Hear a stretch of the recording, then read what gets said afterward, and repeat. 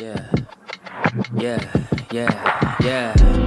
Making her way to the mic. They start dimming the lights. You start feeling alright. From Birmingham, home of the Teddy Longs, and the room is stutters. More once you discover. For all of the lovers, Whitney Houston and Roman Reigns. For all of the lovers, and Mickey James and Marvin Gaye. For all of the lovers, and Sasha Banks, Janelle Monáe, Silk, Sonic, and Paige. Allow me to say, look, I just found a place, sweet escape. Every one of us, I was kinda late, cause I just made it off the struggle bus. Walking by the fate, cause I know it's right in front of us. Yo, I ain't with the hate, gotta focus on what's great. Ladies and gentlemen, Steph Hardy is on the air. Had to drop a couple bars just to make you all aware. So, sit back, relax, enjoy the show. You know I go by Joe or the rest of the flow, yeah.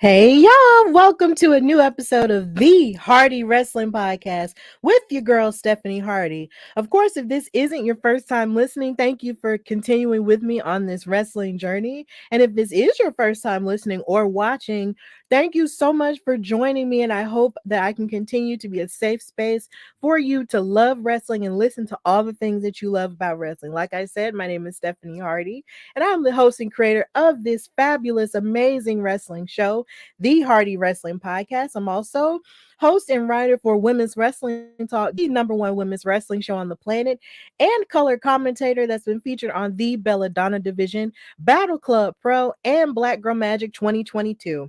And I am so happy to be here with you guys on this amazing Sunday evening where I'm going to be talking about a lot of different things in the world of professional wrestling. Hopefully you're doing okay, and daylight savings time beginning again didn't kick your butt the way it kicked my butt this morning, because I woke up and it was like 11 and I was like, whoa, hold on, like what happened? But yeah, daylight savings time really did begin today, and it kind of shook me a little bit, but now I'm here. And I know this show was supposed to be Saturday, but I pushed it back because your girl needed some rest. I was really tired from working this week, and then there was just a lot of stuff going on. So your girl needed to rest. So I'm glad that you're here if you are watching it. And there's a lot we're going to get into in this episode, and I want to talk about on this episode because we are on the road to WrestleMania. We are close to either 20 or 19 days until WrestleMania, and it will go Hollywood. It will be at the SoFi Stadium in Inglewood, California, and I will be there. A lot of people will be there, and I am so excited either way. But on the road to WrestleMania, we got a lot of stories, a lot of personalities, a lot of things finally coming together. So, of course, in this episode, I'm going to have your news and gossip-ish. I'm going to have a special segment, and I'm going to talk about what I loved in wrestling this week. So let's get into it. Now, first of all, we got to start by saying that this month is a proud month because it is Women's History Month. It's like right after Black History Month, you got Women's History Month. And I am so happy to be a woman, number one. And I'm really happy to be a Black woman in this wrestling space. So, of course, you just got to celebrate the women around you, all types of women around you, whether they do stuff for you, whether they don't do stuff for you, whether, they are there for you in a motherly capacity, or if they're just your best friend or whatever. Support and celebrate the women around you because we make the world go around, okay? So please, just while this month is going on, continue to learn the history of women, of all types of women, that cisgender women, transgender women, all of us up in here that are making waves and doing things, not just in wrestling, but in all things. And just celebrate yourself if you are a woman watching this show. Celebrate yourself, pat yourself on the back, love on you, and love on the women in your life. Because we are in here making it happen, regardless of all of the things that are put in our way to try to stop us or silence us in various different ways or control us. We are still up in here doing the dang thing, okay? So happy Women's History Month, first of all, from the Hardy Wrestling Podcast. Got to say that. So moving forward into news and gossip-ish, we have to discuss a lot of different things going on, like I said, since we're on the road to WrestleMania. So Firstly, Miss Trinity Fatu, who is formerly known as Naomi in WWE, two-time SmackDown Women's Champion, one-time Women's Tag Team Champion, is going to be the guest of honor at Wale Mania. So basically,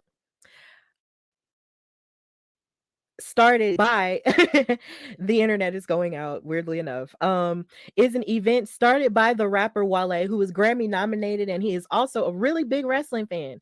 And a long time ago he wanted to start something in San Jose, California, that celebrates wrestling and music in all of its ways in pop culture. So Wale Mania is basically like a giant party from what I'm understanding about it, because I've never been, but I do plan on going when I'm in California.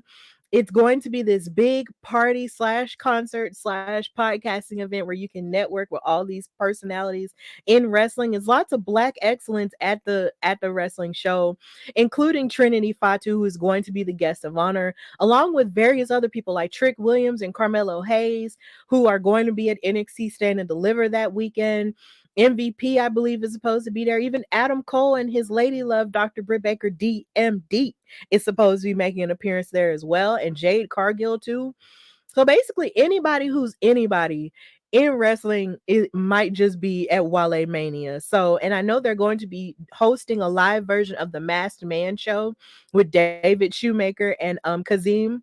So they're gonna be there at that show as well. So it's gonna be really interesting and really cool. But I love how they're choosing to honor Trinity slash Naomi at this show as the guest of honor, because it seems that in the midst of everything that had happened last year with her and Mercedes Moné walking out of WWE, everybody really was, trying to chart where Mercedes Moné was going to go next, what she was going to do in wrestling or what she was going to do in movies and stuff like that, because her star has risen even outside of wrestling, right? But at the same time, you have Trinity, who is, making waves as a model and doing the little things that she is doing. Um, since she's left WWE as well. And she kind of gets lost in that conversation and lost in the shuffle a little bit. So I'm glad that Wale Mania took it upon themselves to give her the honor of being the guest of honor at Wale Mania. And I can't wait to see her and actually, show up with her. Who knows? Maybe she and I might talk. You never know. But I am excited to attend Wale Mania because, like I said, it will be my first time there. I heard it's a really big party and it's a lot of great stuff going on there. But mainly, I'm just there to network and just get a little bit of my party on, but not a whole lot, and just go hard. So, congratulations to Trinity Fatu for being honored as the guest of honor at Wale Mania. And you can still, as far as I know, get your tickets to attend. So please hurry up and do that before they mess around and sell out. So yeah. On YouTube, we have Hassan Terrell. Hi there. Hey, thank you for watching. Thank you so much for watching. So yeah, congratulations to Trinity. Moving forward with more news and gossipage, Friday night on SmackDown, they announced the first inductee into the WWE Hall of Fame, and it is none other than Mr. 619 himself, the king of Lucha, the goat of Lucha, Rey Mysterio. Oh my God. Now in the wrestling internet streets, everybody was really wondering, like, are they even gonna have a Hall of Fame this year, because they haven't announced anybody yet, they ain't said nothing yet, what's going on?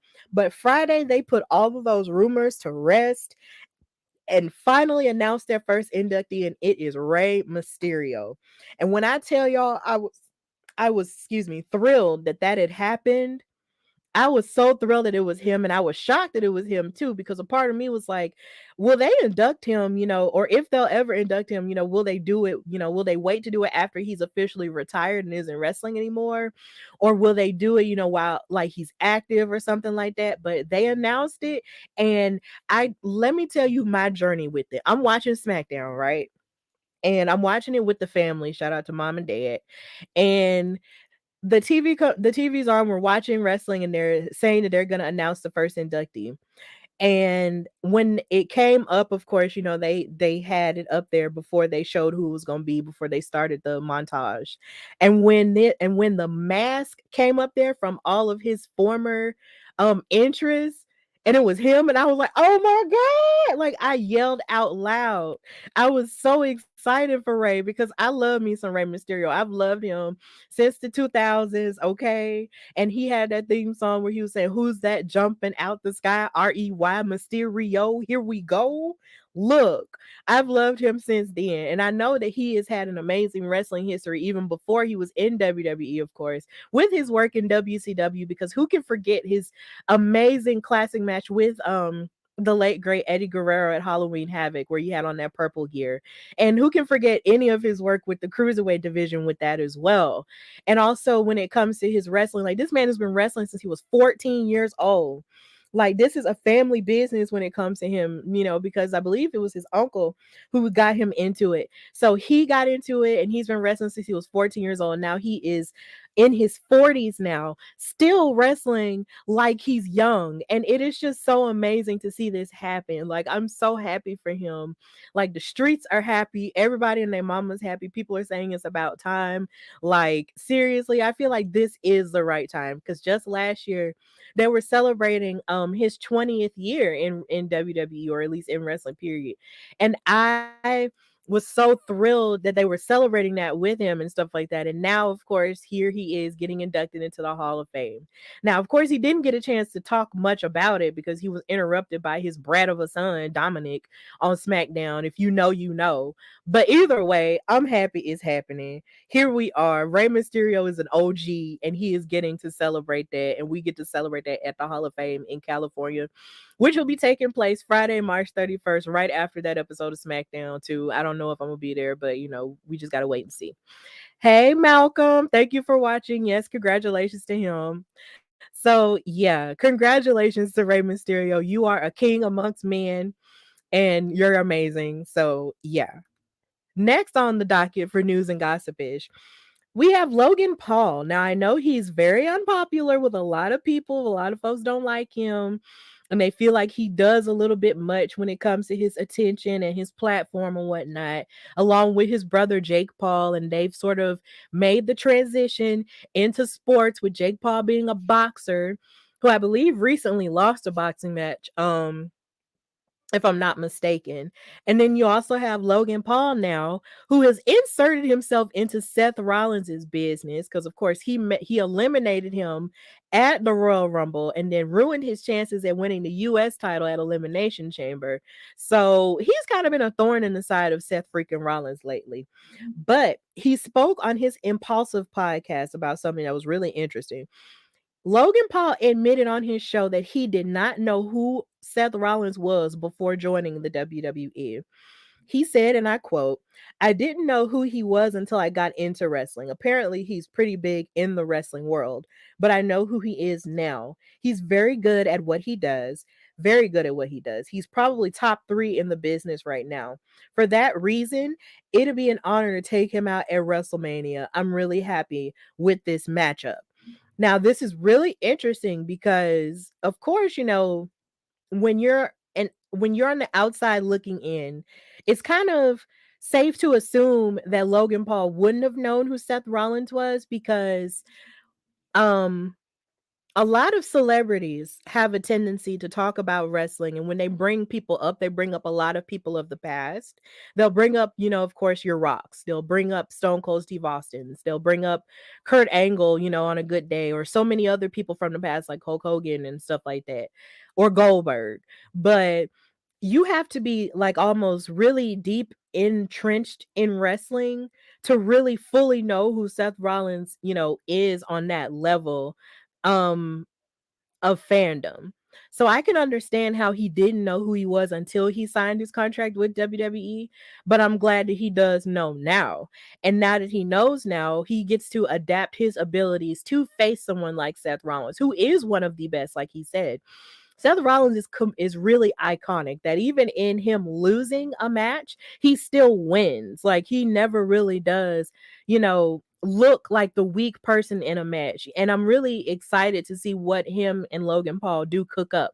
Because even though Logan is a bit polarizing when it comes to the wrestling fandom or just with people, period, even outside of wrestling, you can't deny that his wrestling skills are pretty on par with a lot of people who have been wrestling for like maybe, I would say maybe at least 5 or even 10 years at this point. Like he is really good.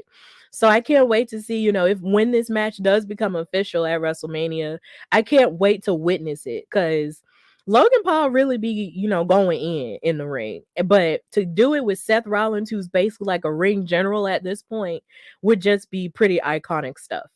So yeah, there's no blame here at Logan Paul because I mean, like I said, if you're only the one ways you would really know who Seth Rollins is if you're deeply entrenched into wrestling, um, and not just someone who's sort of on the outside looking in, or if you're just starting. So no judgments here, Logan.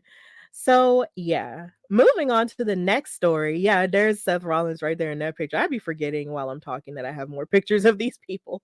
But yeah, there's the fabulous Seth Rollins.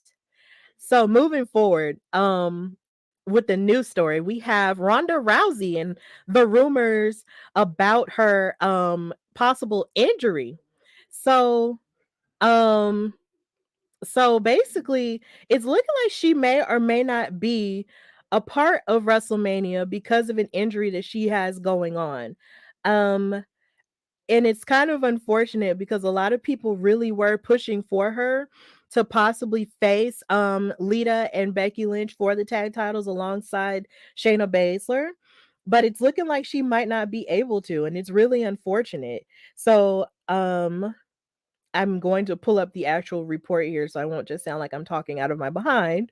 Um, so it's really crazy. I have a lot of stuff here. So please bear with me, guys. Bear with me. Um, Okay. So according to the Wrestler Observer newsletter, Rousey is dealing with a hairline arm fracture. Which means that she might not be a full go at WrestleMania, and that some speculation has hinted that she might miss WrestleMania outright, which would leave WWE grasping for a backup plan for the women's tag titles or keeping them off the program outright until a later marquee event. But they're also saying that thankfully, though, Rousey's current injury happens within the context of a tag team match, and that shouldn't stop Baszler for competing for or winning the titles. But the weird thing is, though, it's just you're saying that, but then I'm wondering would Lita and Becky Lynch fight 2 nights in a row at WrestleMania? Considering Lita, Becky, and Trish Stratus are now set to face off against Damage Control on one of the nights at WrestleMania, like on a six woman tag team match thing going on. I'm wondering if that would even happen at this point. Like, would that be a thing? Like, I don't know. Would they defend the titles against Shayna and Ronda at night 2 of WrestleMania? Or would they just fight in that one match and then just basically proceed to move on, with the rest of the program? I don't know. But Ronda hasn't been on TV. She wasn't on SmackDown this past Friday, and Shayna wasn't either. So it's just kind of, I don't know. I guess it's just kind of up in the air. But if she really is injured, I hope that she does, get better soon so she can get back to doing things with her partner Shayna. Like, who knows? We just got to wait and see. So moving forward with another good high profile news story in wrestling, Bad Bunny, the Grammy Award winning rapper and just all around sellout act in life right now, is set to host WWE Backlash in Puerto Rico coming up. And I thought this was absolutely amazing. This is an amazing announcement because Mr. Bad Bunny is just out here, not only just in music, but also in wrestling. And he puts his wrestling fandom on Front Street. And what really let me know about this was just the fact that when he did that song with Cardi B called I Like It, he was talking all about, he actually made a reference for Viva La Raza, which was like an Eddie Guerrero thing. And then one of his biggest hits, Booker T, was about Booker T and had Booker T in the music video. So I love that he puts his wrestling fandom on Front Street for everybody to see, even though he's not the first one to do it. The way he does it seems very real and organic. And like at the other WrestleMania, he has basically at the WrestleMania in 2021, he wrestled a tag team match with Damian Priest, who was also of Puerto Rican descent, and they fought The Miz. And Gosh, I forgot who the Miz was. Oh wait, no, John Morrison and the Miz. That's who it was.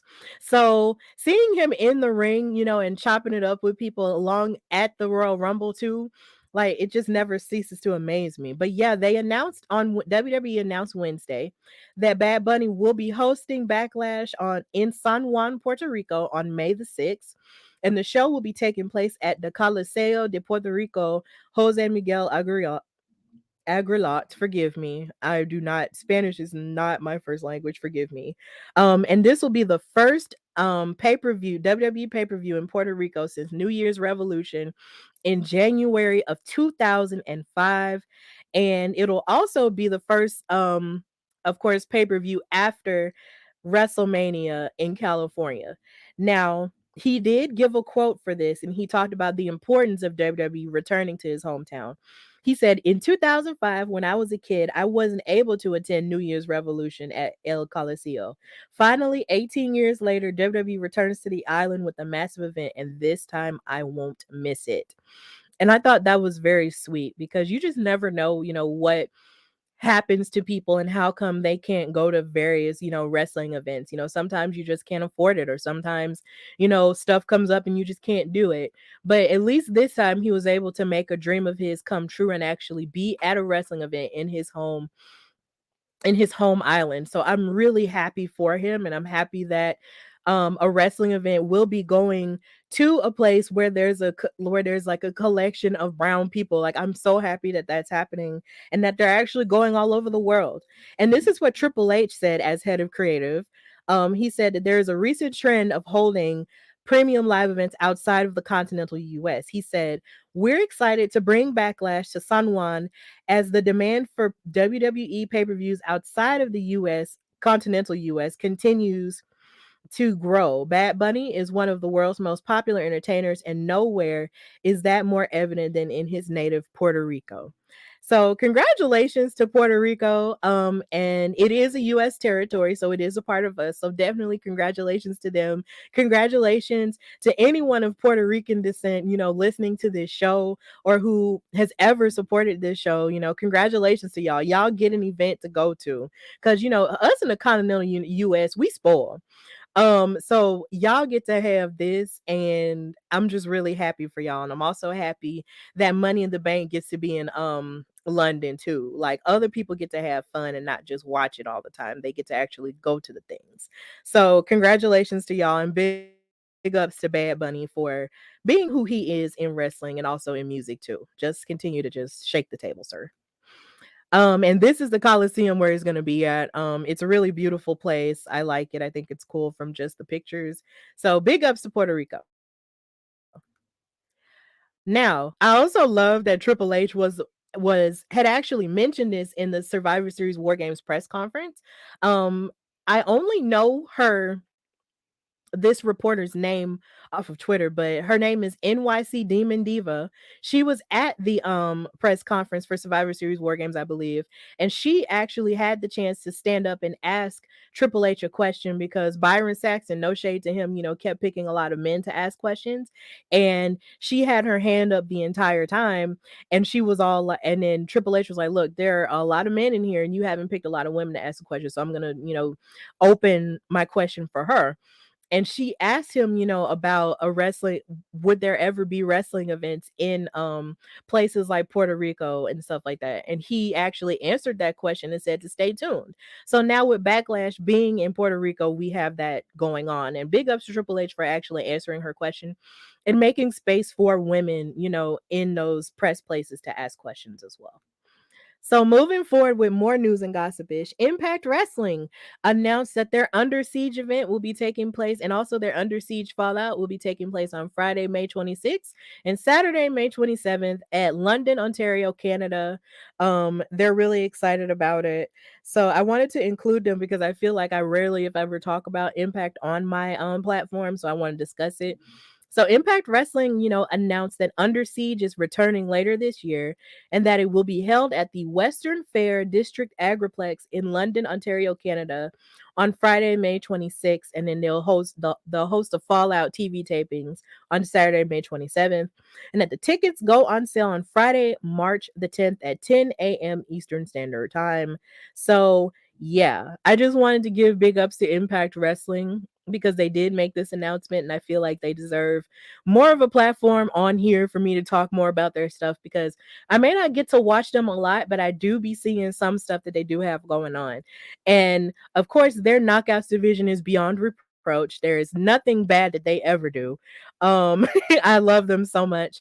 And then on Women's Wrestling Talk, we talk about them a whole lot too with our after show, hosted by our senior writer Nikki Bougie, and also our editor in chief Drian Santana. The dominating tag team in Women's Wrestling Talk, the Salt Shakers, they do talk about Impact Wrestling. So if you're looking for an after show that discusses Impact Wrestling, please go to them, and they'll give you more information on the stuff going on with Impact. And then of course, this I guess it's safe to assume that this event will be taking place after their crossover event with New Japan Pro Wrestling, which will be taking place the weekend of WrestleMania. So you've got that going on for it as well. So big ups to Impact Wrestling always for the things that they do. And finally, in news and gossipish, we have news about WoW, Women of Wrestling Superheroes. They will have two Women of Wrestling documentaries premiering on Pluto TV in March this month. So be on the lookout for that. They announced that My Road to WoW, The Secrets of the Superheroes, and the Origin of WoW Women of Wrestling will air on the Pluto Fight channel in March.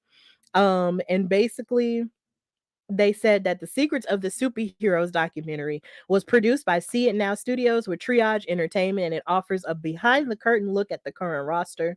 And the Origin of WoW was produced by Fishbowl Worldwide Media, and it will take a look at the history of WoW.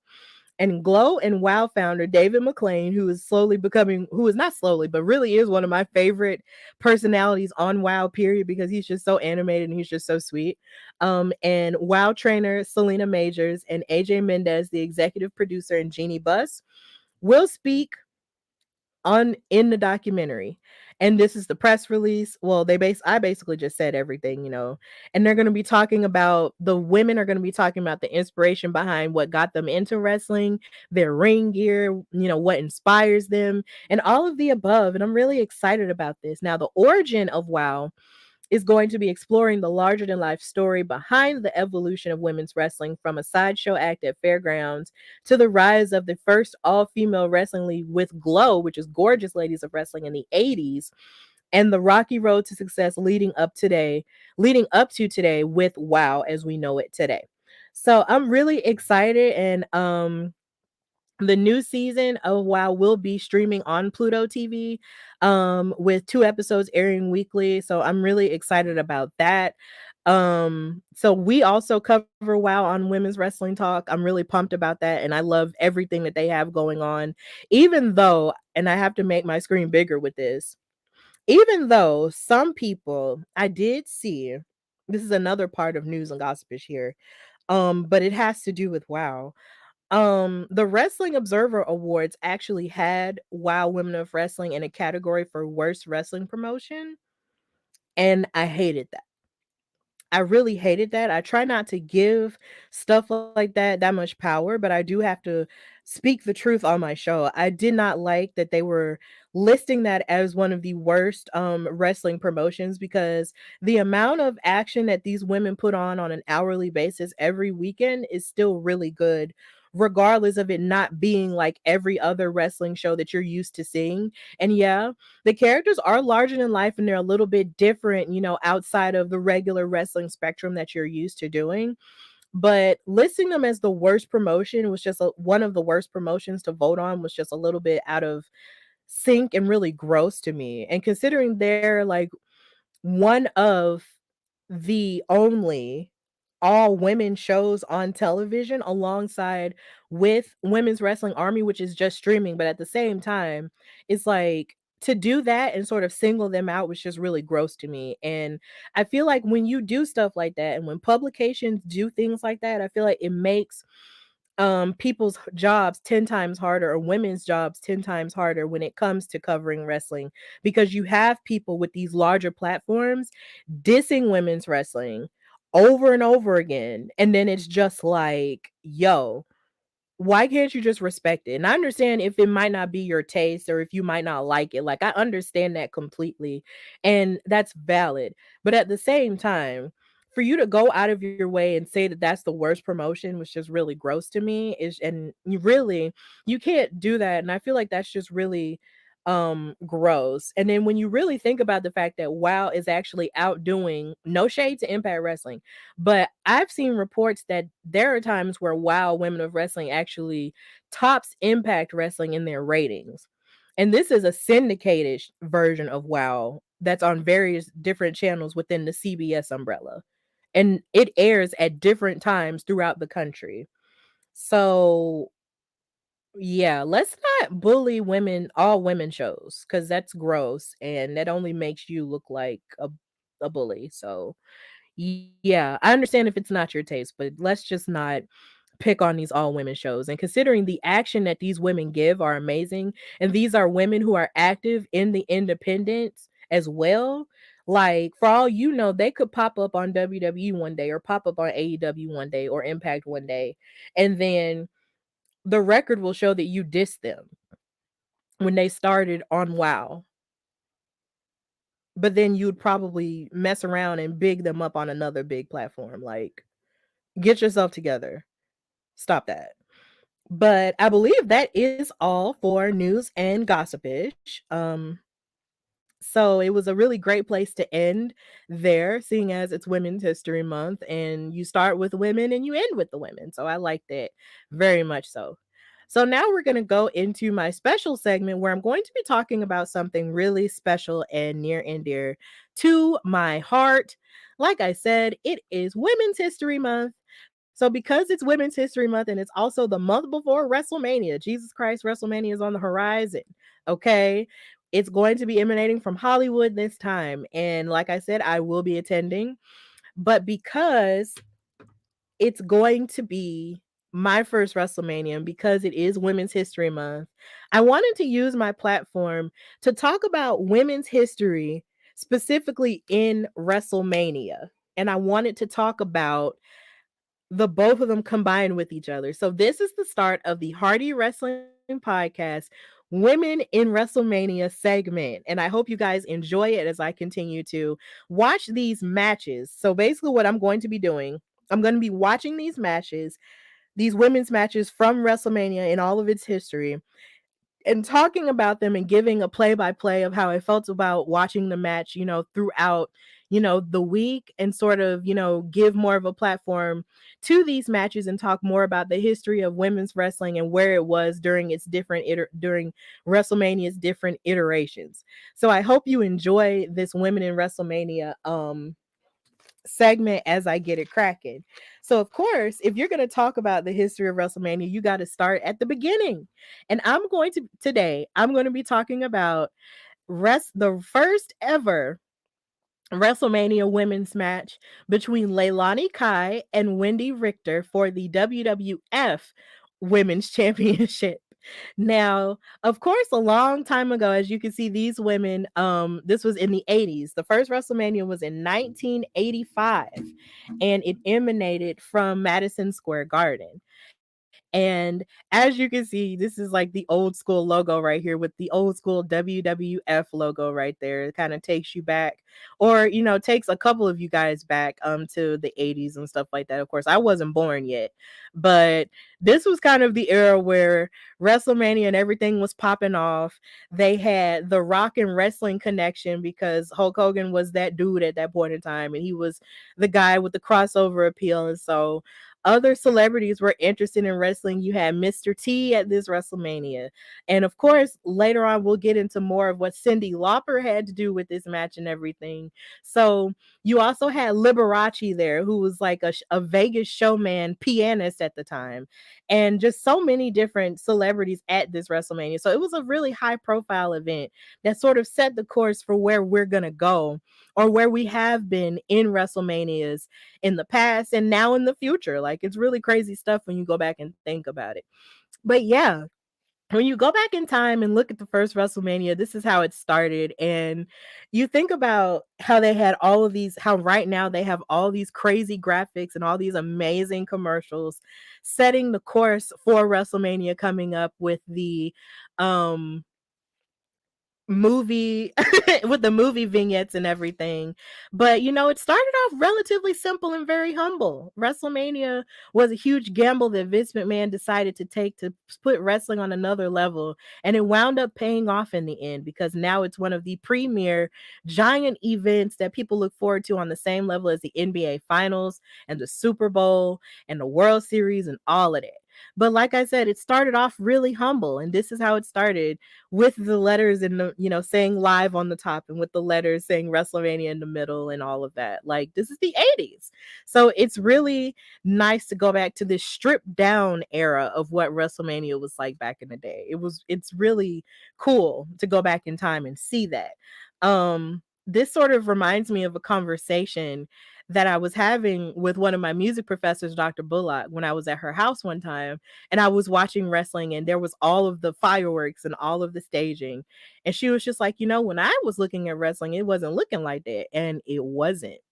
It really wasn't. Like, there was pageantry and grandeur, but never on the level because of where it is now, because technology has evolved and all this stuff. But yeah, it's really cool to go back in time and look at how wrestling was and how it's stripped down to its bare bones in a beautiful way. So now Leilani Kai was booked from Hawaii at this point in her career. She had going back and doing my research, she had wrestled with the NWA previously. And she also went back to NWA, I believe, at one point after she had left WWE.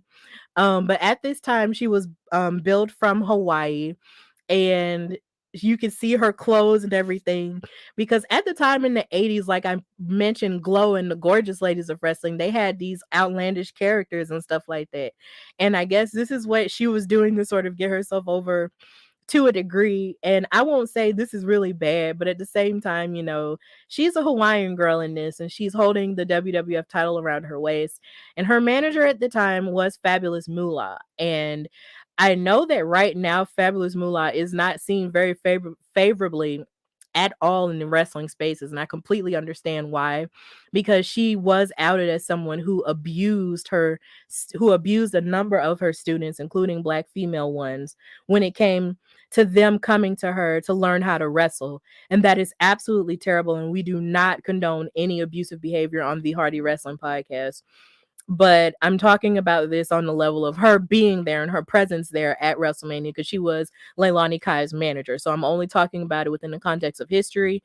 But I will flat out say that everything that Fabulous Moolah ever did to any woman, I'm so sorry you went through that, and none of that is okay. So I'm only talking about her because she was there.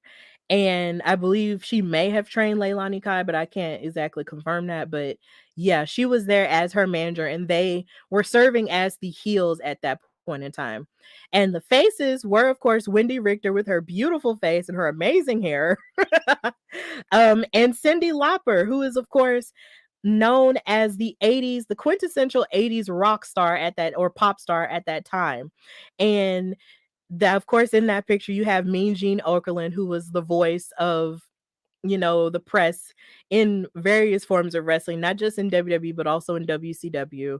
And he's someone that I definitely miss when it comes to wrestling. Like, I really miss him because his voice is undeniable. Like, every contribution he had ever made in wrestling is just so real. And when he passed away, my heart was so broken. I love Mean Gene. But yeah, this was them backstage, and he was doing an interview with the girls. And at this time, there was this storyline where Wendi Richter was the WWF Women's Champion, and she got cheated out of the opportunity. She got cheated in an opportunity in a previous match against Leilani Kai, and that's how she had lost the title, and she wanted it back. So in this promo, they were both talking about how much she really wanted the title back, and how Moolah was a part of it, and how she helped Leilani Kai kind of just cheat a little bit in order to get the title, and how she just didn't like that, and so WrestleMania was the time for her to get it back. And Cyndi Lauper was talking about how she was on Wendi Richter's side because Captain Lou Albano, who actually was featured in one of Cyndi Lauper's music videos for Girls Just Want to Have Fun, her and him were really close friends, and he had basically been teaching her how to be a wrestling manager, and she chose to manage one of the best in women's wrestling at that time, and that was Wendi Richter in her eyes, and she really did believe in her athletic ability. So this was really cool to see Cyndi Lauper in this light because I think she is one of my favorite 80s artists. Like if you go back and listen to like older music, if you're that type of person like me who likes to go back and listen to older music sometimes, her voice might not have actually been the best, but what she did in music for that time was still pretty cool and it fit the entire vibe of the 80s and the carefree nature of it all and the fun of it all. My favorite song from her isn't exactly Girls Just Want to Have Fun, it's actually True Colors. I love that song. Um it's just a beautifully orchestrated song with this instrumentation, and her singing about true colors and stuff is just amazing. But then my second favorite is also Time After Time. So I love Cyndi Lauper, and just seeing her being a part of wrestling in this way was just really cool to go back and watch it. So I do recommend going back and watching, her and reading more about her and her participating in wrestling and wanting to be a part of it. Like it's just really cool. Like she really did push forward the rock and wrestling era at that time and sort of set the stage for a person like Bad Bunny to host a Backlash or be a part of a WrestleMania and stuff like that, and open the doors for people like Raven Simone to be at a WrestleMania or Kim Kardashian to be at a WrestleMania. Like she kind of helped kick that off. So congratulations. I love you, Cyndi. You're amazing, and you definitely deserve all those awards, and you are absolutely brave for dyeing your hair these crazy colors. I love color hair. So I just oh, it's just a vibe. So yeah, this is her and Captain Lou Albano, and I did mention about them and their friendship and how he played her dad in the Girls Just Want to Have Fun music video. And he was basically teaching her everything about being a manager because he was a famous manager back in the day. Um but then also was a wrestler too, and I believe sadly he has passed on. But either way, we thank him for his contributions in helping Cyndi be the best manager she could be in this match. Now, moving forward with the rest of what was going on at that time at WrestleMania 1 in 1985, the commentary team was Jesse the Body Ventura and Gorilla Monsoon, who are both Hall of Famers in the WWE at this point. Um, you cannot deny Jesse the Body Ventura's voice anywhere. Like when he was not a wrestler and he was doing commentary stuff, like if you were to go back and listen or watch a lot of the older things that WWE and WWF had at the time, like there's something classic about his voice and Gorilla Monsoon's voice together. And also Gorilla Monsoon's voice and Bobby Heenan's voice too. Like they just sort of set the tone for how wrestling was back then, and their voices were so clear and so intense with how they were talking about what was going on and how they put over the story. And I just love listening to them commentate while I was watching this match. Like it was just really good. Like I really wish Gorilla Monsoon and by extension Bobby Heenan were still here so they could get more flowers on who they were, in terms of their work as commentators, and their partnership. And also, but Jesse the Body Ventura is still here. And of course, he's gone on to be a politician and stuff like that. But either way, they really did set the precedent for this WrestleMania. And what I will say is this though, Jesse the Body Ventura had such an amazing quote in this WrestleMania. He said Woodstock was to rock and roll what WrestleMania is to wrestling today. And truer words have never been spoken. Except now you think about Coachella, and Coachella is basically what to music is, what WrestleMania is to wrestling now. And I thought that was a killer call. So shout out to Jesse the Body Ventura for being an amazing color commentator. Like that was an amazing call. And I feel like that call should basically live on forever in infamy. Like that was fire. Big ups to him. So you also had Lord Alfred Hayes, who I really didn't know that much about, of course. He was doing interviews with people backstage and stuff like that, but I don't know if you can see the red mark if you're watching live, you can see the red mark on his face in that picture, but that was when Leilani Kai actually came by and gave him a kiss while she was headed to prepare for her entrance in the ring. And he gave an interview, or at least he wanted to give an interview to her and the fabulous Moolah, but didn't get a chance because they basically walked away from him because they just kissed him. But he was also, a really amazing wrestler and backstage interviewer and stuff like that, and he has passed on as well. But I do want to give him his flowers as well because he seemed pretty cool and colorful. So yeah, big ups to Lord Alfred Hayes. He was somebody I hadn't really heard that much about before. So big ups to him, and him selling the idea that he just got kissed in the face. That was funny. So, moving forward into more of the action of this match, getting to Leilani Kai versus Wendi Richter. This was an amazing match. Like, I know that a lot of women's wrestling from the 80s isn't really given a whole lot of credit in the wrestling fandom, but I really feel like for a match like this to have been in the 80s where people really didn't give it that much credit, these ladies did a phenomenal job, okay? Like, I loved it. I loved it so much. And I didn't just love it just because I love women's wrestling and I'm biased. I loved it because of their athleticism that they were given. Like towards the beginning of the match, these women were really giving it to each other with their submission work, with their arms and everything. Like you had Leilani Kai, who kind of just started off at the beginning trying to break Wendi Richter's right arm. Like she went right to work on it as soon as the bell rang. And I was just like, God dang, okay, come on.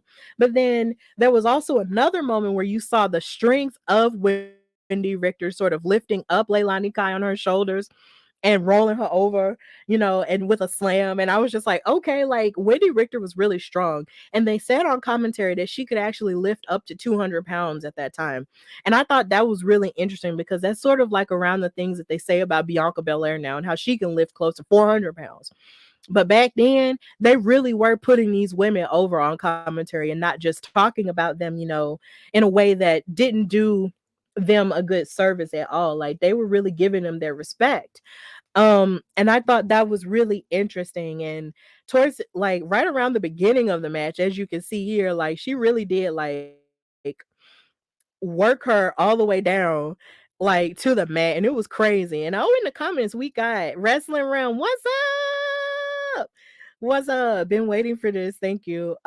This was the co-main event too. Yes, it was. It was the co-main event. But yeah, thank you for watching. Like they were really working on each other throughout the match, and like I said, they were stronger than they put forward. But then like there was one moment where Leilani Kai even like countered with a snapmare with a handful of Wendi Richter's hair. That's something that she kept doing that the referee really didn't call that much on. Like she kept pulling on Wendy's hair. And it's just like I was wondering, but at the same time, I understand hair was big back then because that was the 80s. But I'm just wondering how is it that the referee just didn't, disqualify her for that, for keeping doing it throughout the whole match, just grabbing it over and over again. She even stepped on her hair, and I was like, come on now, stop. And she was hitting her with hard elbows and everything. Like Leilani Kai was really giving it to her. Like she really didn't need Moolah to cheat for her. So I don't even know why in the world she even did that. But whatever. Um, then Moolah got involved on her behalf and started grabbing Wendy's hair when she got caught up in the ropes. And I'm just like, Moolah, you're doing too much. Sit down, stop. Ugh. But whatever. And then Leilani Kai actually hit a double knee lift in the ring corner, which I thought was really impressive. And it was just a lot of amazing stuff going on. But what got me together even more about this match was the fact that Wendi Richter um used the momentum that Leilani Kai used to jump off of the top rope for a splash, and then as she jumped over the top rope, she grabbed her and covered her up for the 1, 2, 3, and Wendi Richter won her title back and covered her up for the win. And I thought that was really interesting. So that was a really smart way to win that match, especially considering there was only so much Wendi really could do because she was working on her arm so bad and beating her up and just trying to break her arm at this point too. But she was powering out and they were doing all types of submissions and everything. And I was just like, this match is really good. How come no one talks about this even more? Like, I understand that it gets kind of lost within the rock and wrestling of it all and the Cyndi Lauper of it all and stuff like that and the celebrity of it, but this match really was good. Like, a lot of Wendi Richter's offense reminded me a whole lot of Becky Lynch for some reason, and I'll talk about that a little bit later. But I really don't have a whole lot of pictures of this match because, like I said, this is in 1985 and there was only so many pictures you could find. It's not like today where they have people on staff to just click pictures everywhere all the time and stuff like that. But either way, you kind of get the gist of it. And here in this picture, you have Wendi Richter tying up Leilani Kai with like a triangle hold with her like legs around her abdomen. Like, this was the kind of stuff they was doing in 1985. 1985, guys. Like, this was just amazing. I feel like I keep saying that year. This is what they were doing back then. It's crazy.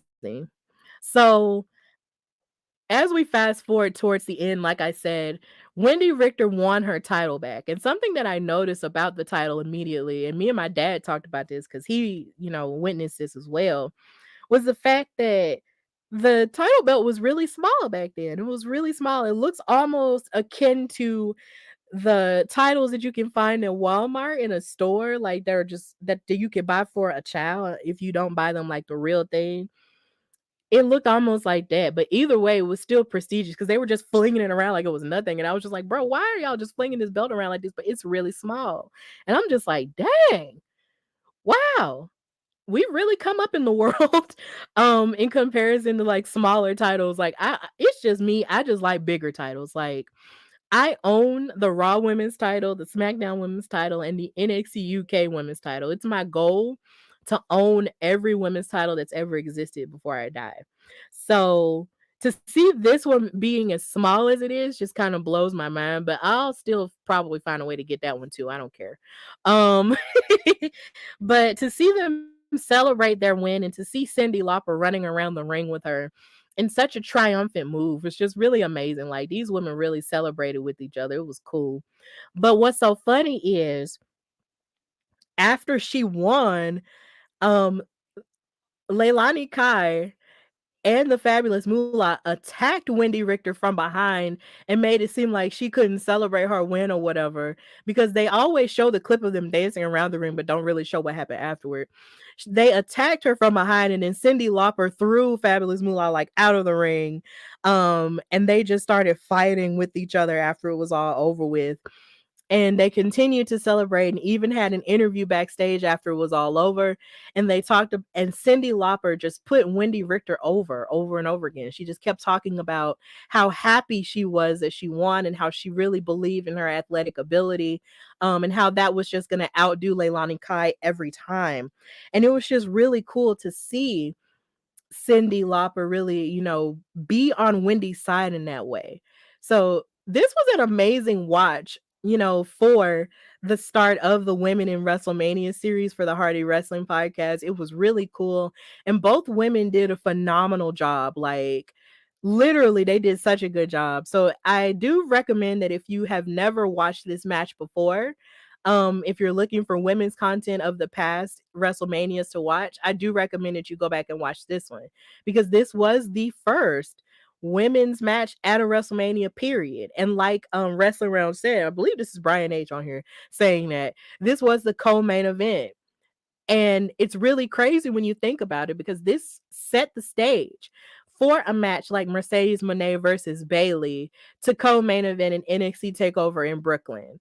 Like, this set the stage for women to get to the point to where they could almost main event. Like, Mercedes versus Becky versus Charlotte at that WrestleMania in Texas in 2016. Like this match set the stage even for the main women's main event with Becky, Charlotte, and Ronda, and even for Mercedes and Bianca. Like this match did that. So if you haven't watched this match, I please recommend that you do, whether you want to reminisce about the 80s, if you were a part of that, or if you're just like me, who's never really, who hardly if ever watches older stuff like that, but when she does, it's like she does enjoy it though. Like if you want to watch stuff like that, please do. I do recommend that you go back and watch it because it was really good and it wasn't just, the flimsy stuff that they try to poo-poo it off as. Like this was really good stuff here. For history's sake, for Women's History Month, and wrestling and women in WrestleMania, please watch this match. It is really good. Now, of course, if you fast forward to the future, Wendi Richter, who started in NWA, and then she even had a tag team with Joyce Grable, who I actually had the honor and privilege of meeting at the first Belladonna division event Genesis here in Alabama. Like they were tag team champions twice. And Wendi Richter was a two-time WWF Women's Champion, and then she left the WWE in some controversial fashion. I don't really want to speak to that right now because I'm just sort of uplifting her name right now. But if you fast forward in 2010, they inducted her into the WWE Hall of Fame. And she had a really nice speech where she kept referencing Girls Just Want to Have Fun by Cyndi Lauper. And then the last time we saw her on WWE television, she was on the June 16th, 2012 episode of Monday Night Raw as they were building up towards Raw 1000 and sort of pulling people from the past to come on different episodes leading up to that. And she was standing with, I believe it was Layla, who was the Divas champion at the time, and Cyndi Lauper, who they gave a plaque to that night as well. So this was really great. It was great to see them. And then this was also during the time of which, of course, Roddy Piper was alive too. And they were having a beef with Heath Slater because Heath kept coming out and dissing the OGs each and every week leading up to Raw 1000 as well. And he kept getting either beat up or disrespected by these OGs every time because he was just being mad disrespectful to them. So that was the last time Wendi Richter was on WWE television.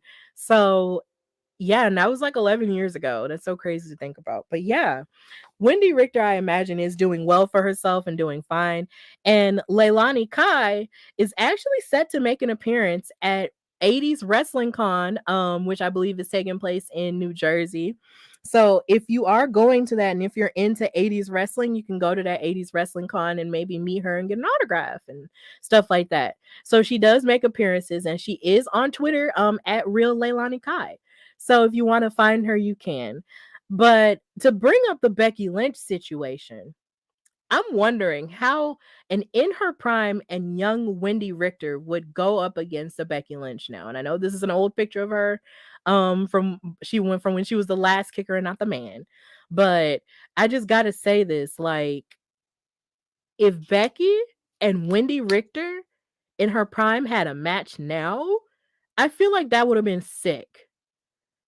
That would have been really sick because the type of moves that Wendi Richter was doing in terms of submission work and also with her heavy lifting and her hard kicks and everything, I'm just like, it just kept reminding me a lot of Becky. And I'm just like, bruh, Becky should hit a diamond dust on Wendi Richter, and Wendi Richter should find a way to like reverse it if she was younger.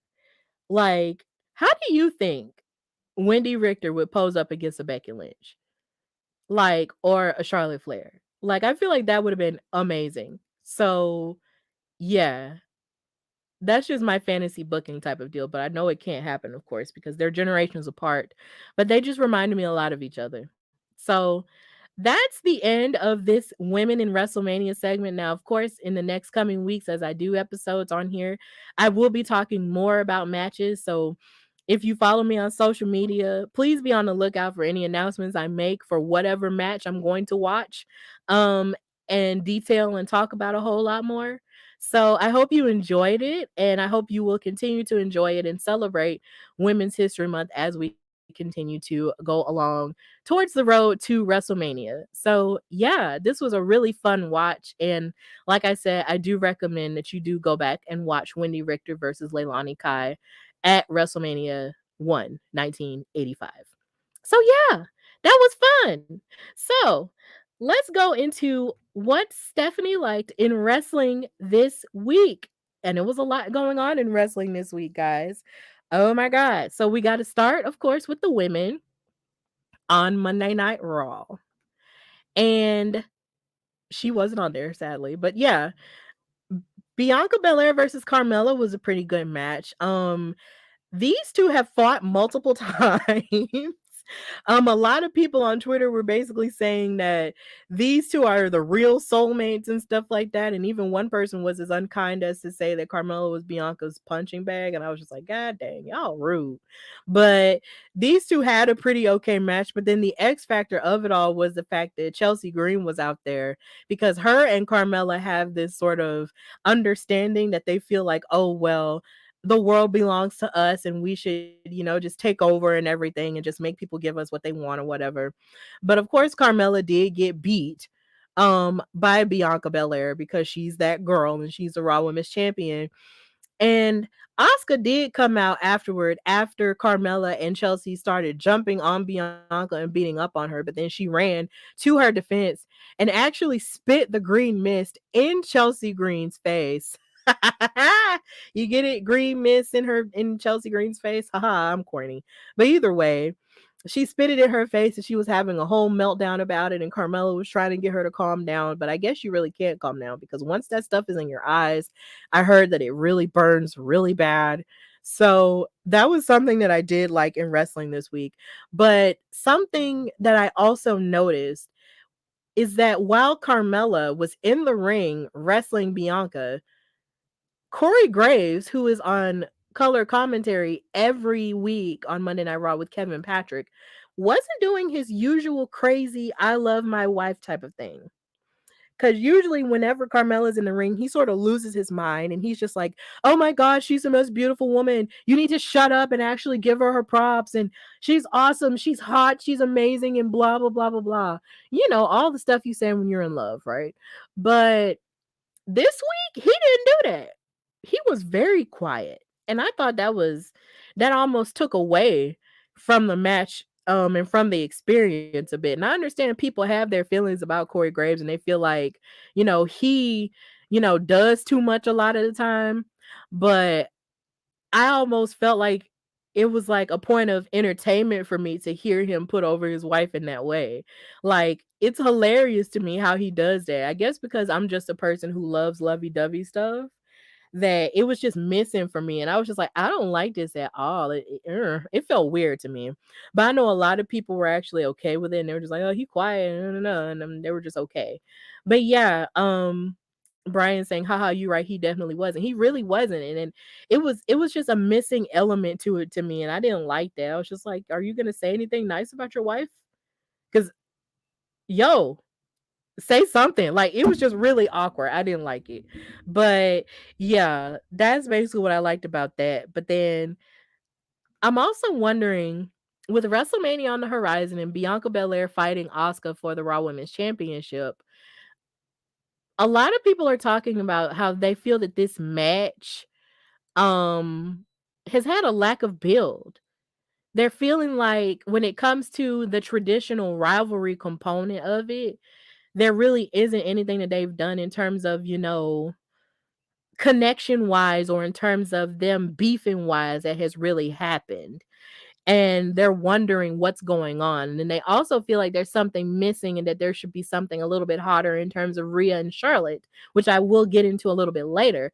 And I have noticed that really Bianca and Asuka have really been doing something. They really just been staring at each other and pointing at the WrestleMania sign and stuff like that. But my thing is maybe if Asuka is going to be healed, then maybe she should be healed. But then at the same time, I'm kind of just trying to wait and see and not just outright call the bill for it bad, because there are some people who really feel like this WrestleMania might be a womp. And I'm just like, y'all need to be quiet and stop being negative, guys. Like, this WrestleMania has the capacity to be really good. It's just not, it's just different because creatively, this is Triple H's first time really, having the reins when it comes to a WrestleMania in comparison to Vince McMahon sort of having it all. And he's just kind of, doing something different. So maybe we should just sort of wait and see what's going to happen. But I'm not going to outright say, like, oh, the build to this is bad because we still have a couple of weeks, away. So, yeah, in the comments, Brian's going crazy. He says, I see what you're saying, but I like it. It felt like it played into the fact that he was scared for her. Yeah, for Carmella. Yeah, I get it. He's also said, wait, I'm actually thinking about her match with Asuka.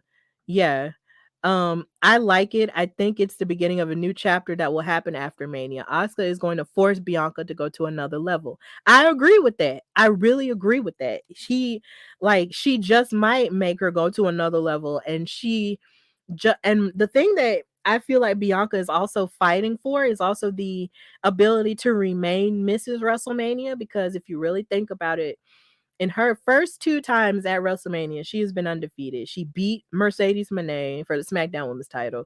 She beat Becky Lynch for the Raw Women's title, and she's held that title ever since. And now you have a full circle moment where she's fighting Asuka, who is gunning to sort of be larger than life like she used to be in terms of her undefeatedness, and also with more of a mystique that she had, I guess, in Japan when she was, undeniably hard to beat.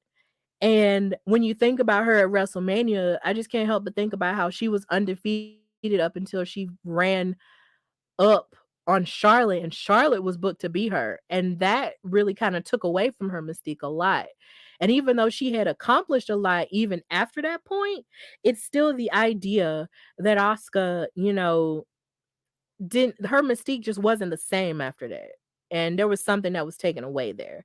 So it is gonna be something interesting to see, but I just don't want to outright call the bill bad. Like, I don't want to do that. Yeah. Imagine if both win their matches and next year we get Bianca versus Charlotte, both of whom will be undefeated in singles matches at WrestleMania. Yeah, that would be interesting. That would be really interesting. But yeah, I don't want to call the build bad, like I said. So Bianca and Asuka will be facing each other at WrestleMania, and I'm excited to see that in person.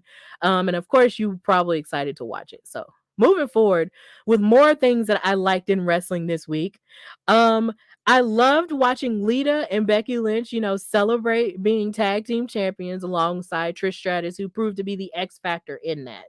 And they were, of course, trying to celebrate, but then Damage Control popped up and tried to ruin everything and make it seem like they're not worthy and all this other stuff. And y'all just need to, bow down because we're in charge, blah, blah, blah, blah.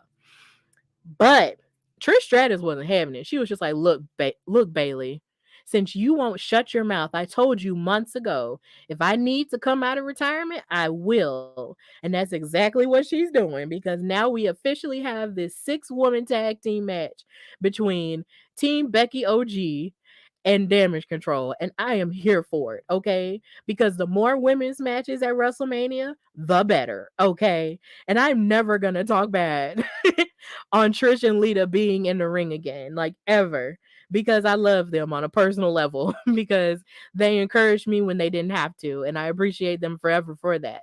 And the idea that you get this dream match with someone like Bayley, who was inspired by the likes of Lita and Trish, and then you also think about Dakota Kai and where she was just this time last year, and now here she is about to fight in a WrestleMania match with Io Sky, who is a legend in Japan too, which a lot of people I think tend to forget a little bit. It's like a lot of people have a tendency to call her a new girl or whatever. And yeah, she's new in terms of being on the main roster, but she's not new when it comes to wrestling by any means. And she's not new, like, because of course she came from NXT, but before she was in NXT, she was that girl in Japan. And I feel like a lot of people either don't know that, especially if they're casual fans, or they just forget it. And I'm just like, no, she's not just some new girl. Like, she really was amazing in Japan. And then she brought that over to NXT, and then she was an NXT champion. And I believe she was a tag champion, if I'm not mistaken. Maybe I might be having a mind blip, but either way, She was that girl. And I need people to put more respect on Io Shirai's name. Then you got Bailey, who's just Bailey all the time. So I'm really excited about this match. And like I said, the more women's matches you have on WrestleMania, the better. Um, and the idea that Lita and Trish gets in on some of this action when once upon a time they might not have, um, it's just really great for history's sake. I love it. Because I remember the first time I went to a WrestleMania at WrestleMania 27 in Atlanta that everybody hates. I saw Trish fight, in here again, a 6-person tag team match when she was tagging with Snooki from Jersey Shore and John Morrison, who was rumored to not want her on the team at the time, but that's a whole nother conversation, when they fought against Lay Cool and Dolph Ziggler. Like, I remember that fully. And it's just, and even at that WrestleMania, the title at the time, the Divas Championship, wasn't even defended, which is something that I will get into on a later date. But yeah, to fast forward and go from that to this, it's just absolutely amazing. Like, seriously, I love it. Like, I love it to death. And women's wrestling is amazing. And I'm happy that Becky gets to have this moment. So yeah, it's great. Also, another thing I liked in wrestling this week was seeing the premiere of The Miz and Maurice doing their Top Gun parody for the WrestleMania commercials. Like, they were just real, they're amazing together. I just love watching them be coupled up and do silly stuff like this, because I just feel like this is where you see more of their fun and silly dynamic as a couple. And I love it. And then growing up seeing movies like Top Gun with my dad, because he really loves Top Gun and he loved going to see the second one as well, because that was one of the most popular movies last year. And seeing them do it and get ready to low key fly planes and stuff with that weird version of Danger Zone was just really funny. And since The Miz is hosting WrestleMania, it just makes sense because he is sort of like one of the most experienced actors who's also still active in wrestling to this day. So big ups to The Miz and Maurice for this commercial. And just Maurice just continues to look amazing after being a mother and stuff. She's just so beautiful. I can't. I love this commercial. So it was cool. Another thing I liked on Monday Night Raw was the interaction between Austin Theory, the United States champion, and John Cena. Now, this episode of Raw emanated from Boston, Massachusetts, which is John Cena's hometown, specifically West Newbury. Shout out to y'all. This promo took place after John Cena, made his entrance and wanted to cry. And him and Stu had their little interaction with the cameraman. It's literally one of the most wholesome relationships in all of wrestling. John Cena and the cameraman Stu. He ran to the ring and wanted to address the people, right? And so he gets interrupted by Austin Theory, who admits that, excuse me, I keep burping, John Cena was someone that he looked up to a lot of the time, somebody that he loved in wrestling, someone who he sort of patterned himself after. But he was basically telling him, that, he's the now and that, this is his time. But John Cena, though, he forgot. I guess Austin Theory, in his bravado, forgot who he was messing with, because Mr. Sir decided to get him together on the microphone and was like, first of all, you ain't got it like you think you got it. That's not what he said. But he basically said, like, you really ain't got it like you think you got it. Because in theory, people should be coming to see you because you run fast, you work hard, you got the look and all this other stuff. Basically, you have like the image of what it takes to be a superstar, but you just aren't, because people are not coming to see you in droves. You are not the big kahuna. You're not the star, that John Cena once was. Like, a lot of people really did come to see John Cena, in his heyday when he was a consistent wrestler. Everybody isn't coming to see Austin Theory like that. Because I kid you not, when I bought the tickets to see Raw in Birmingham, I wasn't coming to see him. I was coming to see Bianca. I bought my tickets to see Bianca. And Bianca wasn't even on that show that time because Alexa Bliss attacked her with all that darkness crap or whatever. But either way, like, I bought my tickets for Bianca. I didn't buy my tickets for Austin Theory. So John Cena was definitely right there. But he told him, like, if you want to fight me at WrestleMania, you have to understand that if you beat me, it could end you. But then if you don't beat me, that could definitely end you too. And I was just like, oh my God. So are they gonna fight for the United States Championship? Like, or are they just gonna fight in a non-title bout at WrestleMania? Like, what is this gonna be? Because if John Cena wins that title, like he could carry that like on red carpets with him and everything, which is almost basically the same thing The Rock did when he won the title off of CM Punk back in the day. But at the same time, would that do a service to it? Would he be here on a regular basis? Can he be here on a regular basis? I don't know. But either way, this interaction between these two was fire. I enjoyed every inch of it. John Cena roasted him and basically told him that his balls weren't big enough. And it was just lit. It was lit. I loved it. And then another thing that happened on Raw that I really enjoyed and liked was the fact that Cody Rhodes and John Cena had this interaction where John Cena raised his hand and they hugged. And that's an interaction that I did not think that I would ever see in wrestling ever. Because I just can't help but think about that one interview that Cody Rhodes had where he was talking about how John Cena was the guy on whose face was on the truck. And it was the likes of John Cena and The Rock, I think. And he was really frustrated with it. And he threw a drink at the truck and he was venting to Brandy, his wife at the time, about that and wondering what he would have to do to get to that place. And to see these two hug it out on national television was just like, whoa, this is interesting. This is very interesting. But I like it though, because now they've grown to a point to where they're not in competition with each other. They're collaborating with each other and they respect each other. And I liked it. I like that with Cody Rhodes returning to WWE, he's mending relationships. I'm not sure if they ever beefed at any point. I'm pretty sure they did it. But it's just like if there was a relationship to be mended, they hugged each other back and it was just nice to see. It was very wholesome and I liked it. So big ups to these two for loving on each other on television. Loved it. And then we get to hear Sami Zayn and the Bloodline. This episode of The Bold and the Bloodline, y'all. Jay Uso be putting us through it.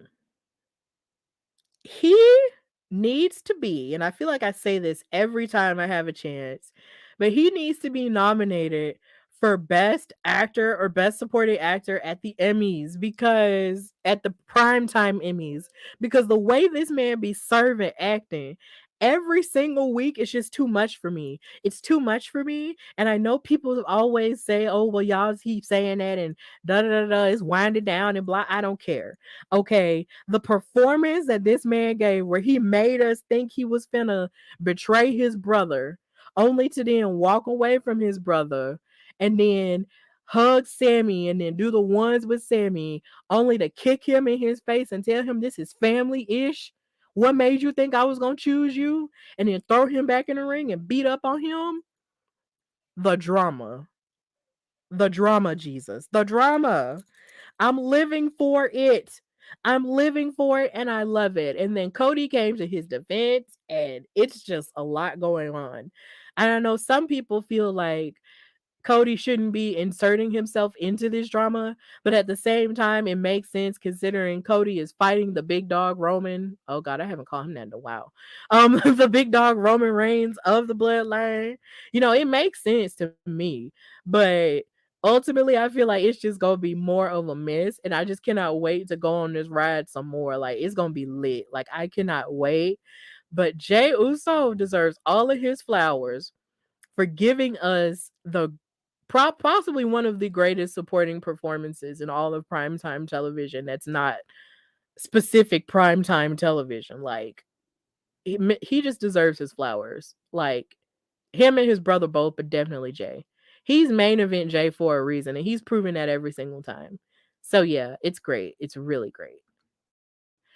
So I also have to talk about how on wrestling I enjoyed the fact that Logan Paul and Seth Rollins were finally able to have their encounter, but I hated that Logan Paul actually got the best of him and he kicked him. I was just like, God dang it. Come on, Seth. You came out there dressed up like a candy cane and you let him do you like that. Fine. but at least they get to fight at WrestleMania, so it was cool. But I was expecting Seth to really grill him a lot further than he did in his promo, but we'll just see what happens with that. So moving forward into NXT territory and what I liked in wrestling this week, I'm really loving Tiffany Stratton's Tiffany Epiphanies. And the fact that she rhymed Tiffany with the word epiphany and made it her thing is just really funny. But seeing as this was NXT Roadblock, which was headed to Stand and Deliver, which will be taking place the weekend of WrestleMania, she said she basically has her eyes on whoever wins the women's title match that Mako Satomura and Roxanne Perez had. And she said that basically she's next up. And she is incredibly talented and she has gotten better in the ring, but I almost feel like maybe it's a little bit too soon for her. Um Maybe it's just a me thing, but I feel like it's a little bit too soon for Tiffany to be in title contention cuz I feel like with the way that Roxanne is operating right now, even though she's, injured at this point or just out at this point, I feel like with the way that Roxanne is operating, I just don't see Tiffany beating her. And that's not to throw any shade on her because Tiffany really is talented. But I just don't think now is her time. But, any heel has to believe in themselves, right? So, yeah, I I like Tiffany's confidence, but I'm just not sure if she's ready yet. Another thing I liked in wrestling this week is this storyline between the one half of the NXT Women's Tag Team Champions, Kiana James, and her love story with with Brooks Jensen, and how she has these roses on her desk, and there's a possibility that she could very well possibly be cheating on him, and there's the possibility that Fallon Henley might have a thing for Brooks Jensen, but just doesn't want to say it. And it's really weird because I liked the I mean, it was a little bit weird for me at first for the love story to happen between Kiana and Brooks, considering Kiana was trying to buy the bar owned by Fallon Henley's family, and then they had to fight for the ownership of it, and then Fallon wound up winning. So for them to be friends and then to wind up being tag team champions is just a little bit awkward, but at the same time, I still love it too. Um, that's fine. And then, but then Kiana also cheated too, so there was also that underpinning of tension there between them. And I feel like it's only going to get worse once Kiana realizes that Fallon might have feelings for Brooks. And she has feelings for Brooks, as we can see, but then there's also the idea that they're wondering if she's cheating on him. So it's really weird, but I do think that this is a good story. But from a feminist standpoint, I almost don't want them to break up over a guy because y'all are tag team champions. And if y'all are supposed to defend these titles, y'all need to be on one accord. And y'all can't be on one accord if y'all fighting over a man. But whatever. I like it. And I also loved Gigi Dolan winning her match against JC Jane. Even though she didn't get to celebrate it, my wife won this match and I'm so happy for her. And I love the story that she was telling, how she was beaten and bludgeoned by her mother, who basically didn't see her as worthy, and it's just she wanted to create a better life for her and her brother. And I love that story and that sense of realness from Gigi, because for a long time when we did see Gigi, she was always with Toxic Attraction, and she was being sort of like the mean girl who kind of had like a different sort of style in comparison to JC and Mandy Rose. um and she is really talented in the ring, and I'm really happy to see her, on this upward trajectory of winning. And I can't wait to see what her and JC do next, because their feud is not over by any means. So I'm really pumped about that. I really am.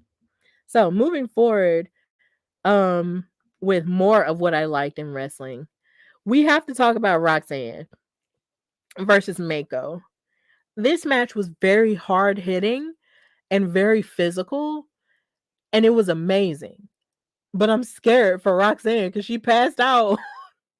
And I was just like, girl, no, please, no. The way she passed out was so scary. I was just like, girl, are you okay? Like, why? And then on top of that, it was just like they had wrestled such a grueling match. And I was just like, okay, okay, okay. And they were taking me through it at first. But Roxanne really did power out and get the win there.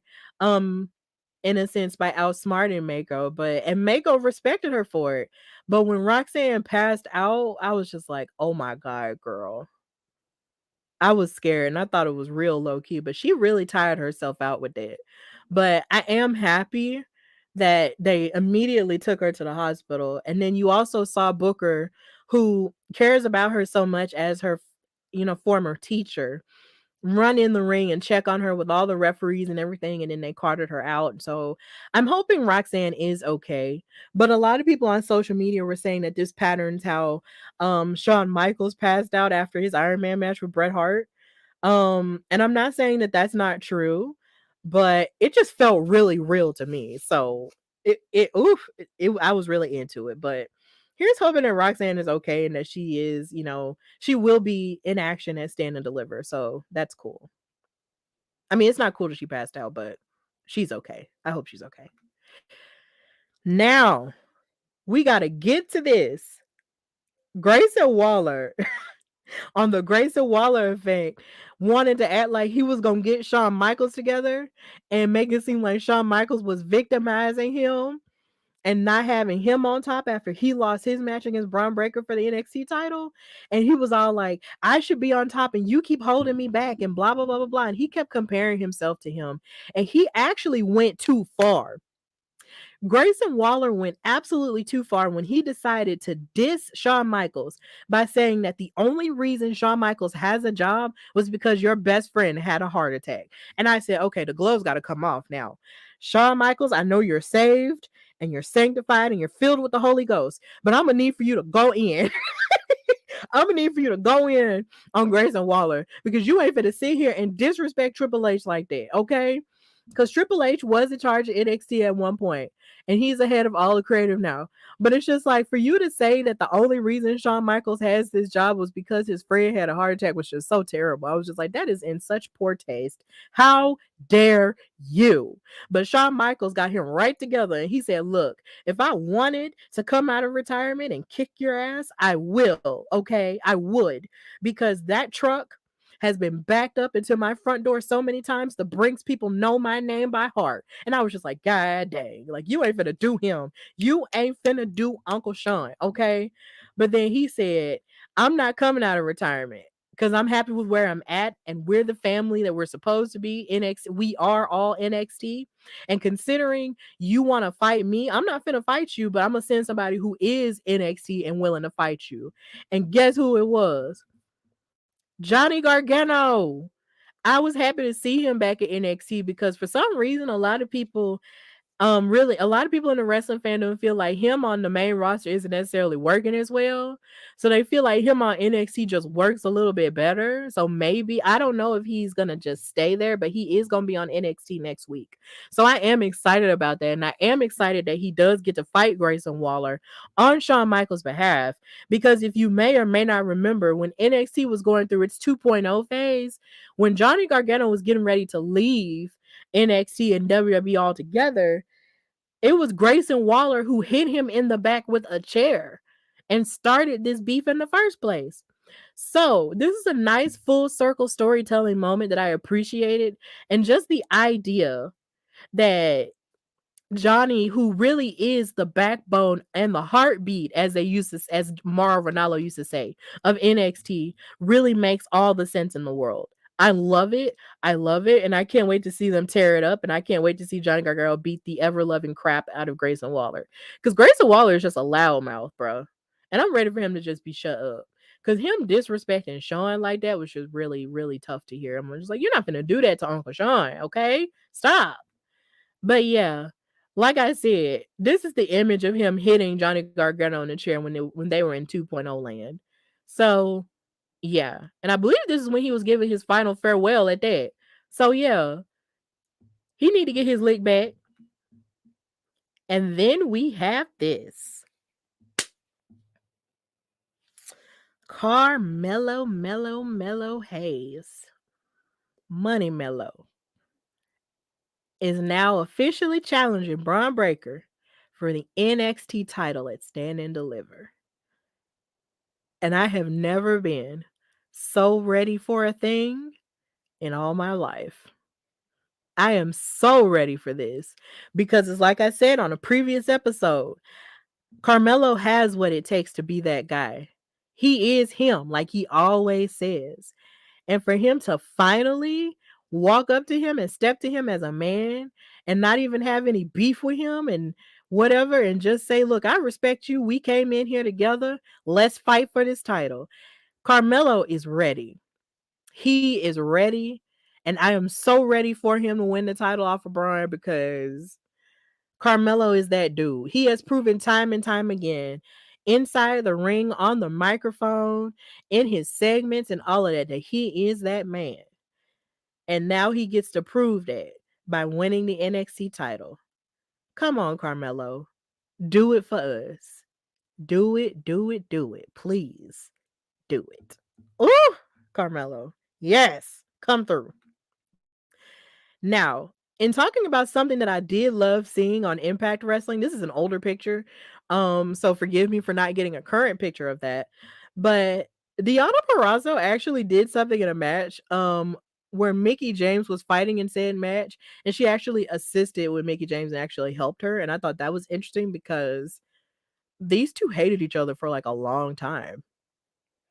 And the idea that Deonna, who feels like she's, who is the virtuosa and probably and is one of the greatest women's wrestlers in life at this point, actually helped Mickie after they were beefing with each other for a long, long time is just really interesting. So I did like that as well. So big ups to that, and I can't wait to see how that unfolds or if it'll last because Mickie is the knockouts champion at this point. So I'm wondering, is she doing this to get closer to her so she can get another chance at the title, or is she just doing this out of turning face? Who knows? So moving into the SmackDown side of the street, I love this promo between Charlotte and Rhea Ripley because something that I've been questioning a lot of is the fact that is Rhea Ripley really engaged and is she really ready to take on Charlotte? Because if you've been watching the product here lately, Miss Ma'am has had her card full with being Miss Gangster Girl with the Judgment Day, as well as having her beef with Charlotte for the SmackDown Women's title. And in my mind, I was upset about that because I'm just like, because there was a long period of time where Rhea was not getting into Charlotte's orbit after she challenged her for the title after winning the Royal Rumble.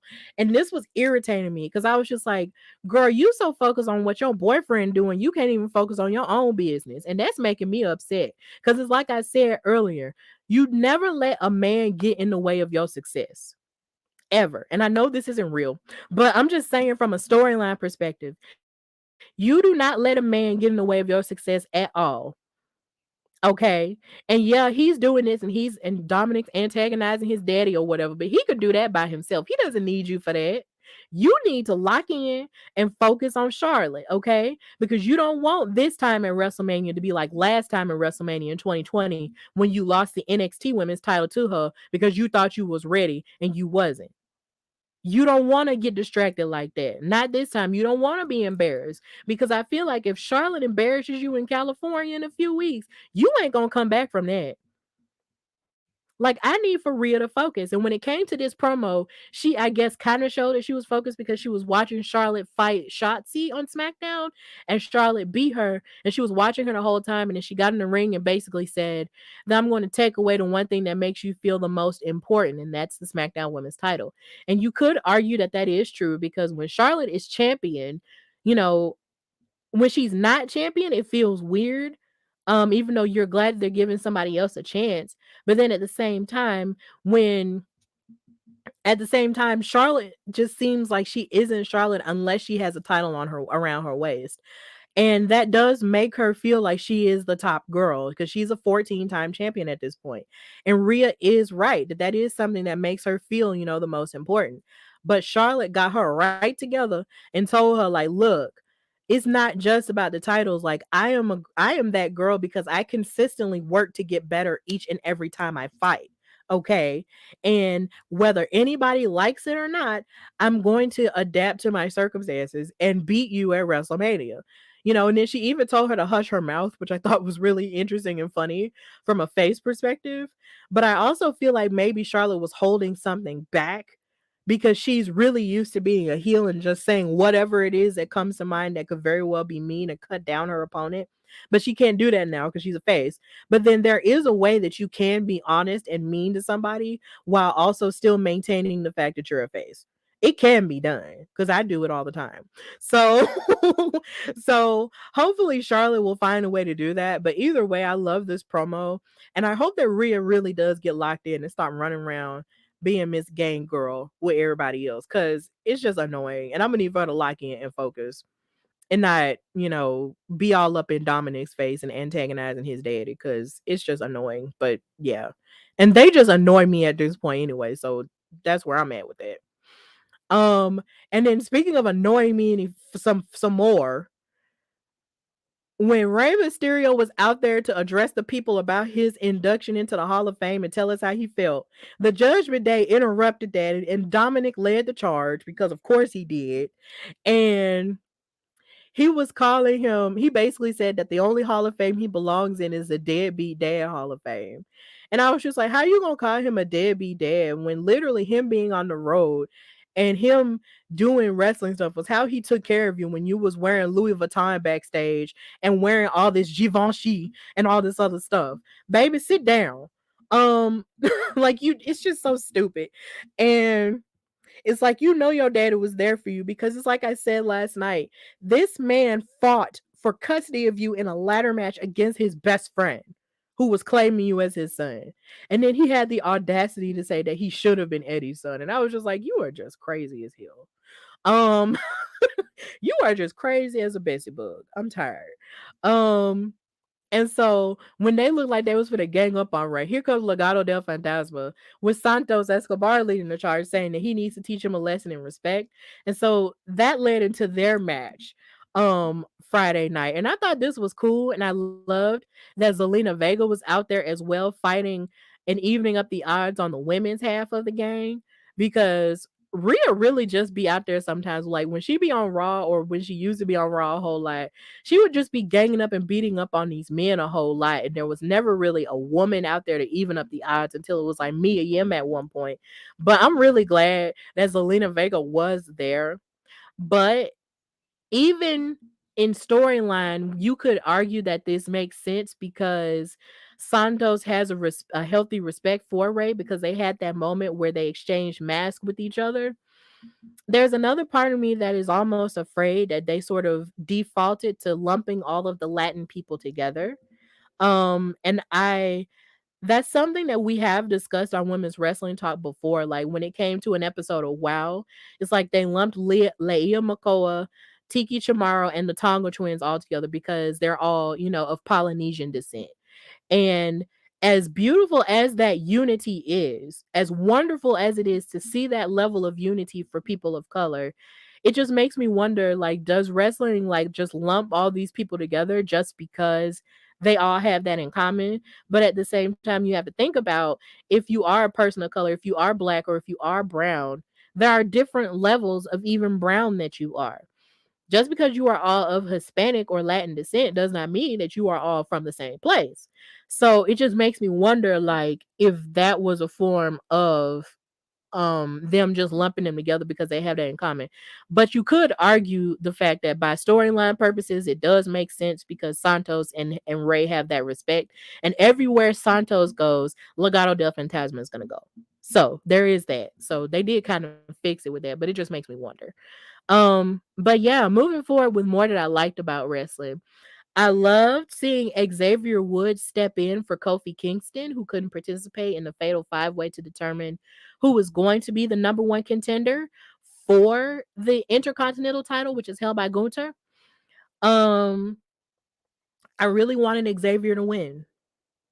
Even though I know there's the whole storyline going on between Drew and Sheamus right now and their friendship, at being at odds because Sheamus wants to win the IC title because that's the title he has never won in the entire time he's been in WWE.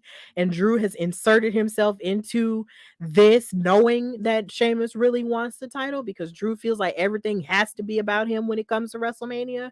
It's just kind of okay. I get that story and I like that storyline. And there's LA and there was LA Knight and Karrion Cross in it, and that was cool because they kept ganging up on everybody. But I really wanted Xavier to win because I want more for Xavier Woods. And I feel that since Kofi is injured and since Big E does not have a timetable as to when he could come back, or if he is clear, and we really don't know, I want Xavier to have a moment whether it's at WrestleMania or even afterward, because he is such a good wrestler. Like him hitting his honor roll in that match on Friday was really good. And just every time, he gets in the ring, he really does show out. Like even at the Royal Rumble, when him and Chad Gable had that, Greco-Roman style moment in the middle of the ring. Like we really need to give Xavier Woods his things. And I feel like out of all of the members of the New Day, of course, you've had Biggie, who's been a WWE champion. You've had, Cody, well, not Cody, Kofi Kingston, who's had all of the titles he's ever won. He's basically a Grand Slam champion at this point. It's like Xavier Woods has been king of the ring, but even when he was king of the ring, it wasn't given the reverence that I believe it should be given. And I feel like he should be given an opportunity at a singles title at some point. I mean, it may not necessarily have to be for like the big titles, but I just want him to have a chance at a singles title because he's just been working at this way too long and he's been too good for too long on the microphone and in the ring. For him to just be on the sideline and only having won tag titles and only having won King of the Ring. I want more for him, and I really did want him to win the Fatal 5-Way, but they're doing the whole Drew and Sheamus thing, so I get it. But I want my birthday twin to get more. Give him more things, okay? Because as it stands now, the New Day here again is going to get another short end of the stick at WrestleMania, and I don't want that. Like, do something with Xavier. Do something with him. But yeah, I loved his performance. And here again, you got Jay showing out his acting skills when he popped up on SmackDown Friday, saying that he wanted to see the tribal chief and talk with him because he's mentally out of it, and he wants to, and everything he was going to say, he was going to say in the ring, and he gave all of his reasonings. But this worried Paul Heyman low key because Paul Heyman was like, oh my God, why is he like this? Because usually the Usos are very jovial and stuff. But Jimmy was the only one who was really nice and jovial. Jay was very silent. He was like, look, I just want to talk to the tribal chief, and that's it. And Roman wasn't there, which was weird because they did advertise him as being there. But cards subject to change. So Jay and his brother went out there later on in the night and cut a promo. And Jay basically said that the reason why he stabbed Sami Zayn in the back and kicked him in the face was because he couldn't leave his brother behind. He basically said, look, if your family is starving, what you gonna do? Are you gonna feed them or are you just gonna stand by and watch, as they suffer? If if your family's light bill about to be cut off, what you gonna do? You gonna pay their light bill. And I'm not gonna leave my family. I'm not leaving my brother. And he said he didn't want to do it, but the only reason he's there is because of Jimmy. And it felt like a lot of bravado was being put out there to mask like a lot of desperation for me. It's like he really did want to get out because he kept saying over and over again, I didn't want to do it. I didn't want to do it. But he did it anyway, because he didn't want to leave his brother behind. And if it's one thing Jay Uso is never going to leave behind, he's never going to leave Jimmy behind. They are from the womb to the tomb. They are twins, okay? And they're not going to leave each other behind. He's not going to leave him behind. So there was that. And then, of course, they went on to get jumped by Cody and Sammy after it was all over. But this promo was fire, and I enjoyed it very much. So, I did want to talk a little bit about how I like Drew versus Sheamus, but I did mention a little bit about that before, so I'm gonna go ahead and skip that. But yeah, that was pretty much all that I liked from SmackDown. But to go into the Rampage side of things on AEW, I love Nyla Rose versus Riho. I love the fact that this match main evented Rampage because I find it very refreshing to see women main eventing Rampage and main eventing Dynamite because it's just a good thing. Because a lot of people were fussing about AEW Revolution only having one match when you have Jade Cargill as a TBS champion. And even though she is set to face off against a mystery Canadian opponent next week, a lot of people really were still angry about the fact that she didn't have a match at Revolution. And she's also talked about on Twitter how she feels like, the ball is being like she's being fumbled, but then she deleted that tweet. So a part of me is wondering, does Jade really feel like she's being, you know, highlighted on the level that she should be highlighted at this point? This woman is undefeated. She is a black woman and she is amazing at what she does. For someone who did just start, a year ago. So I feel like she should be highlighted a whole lot more.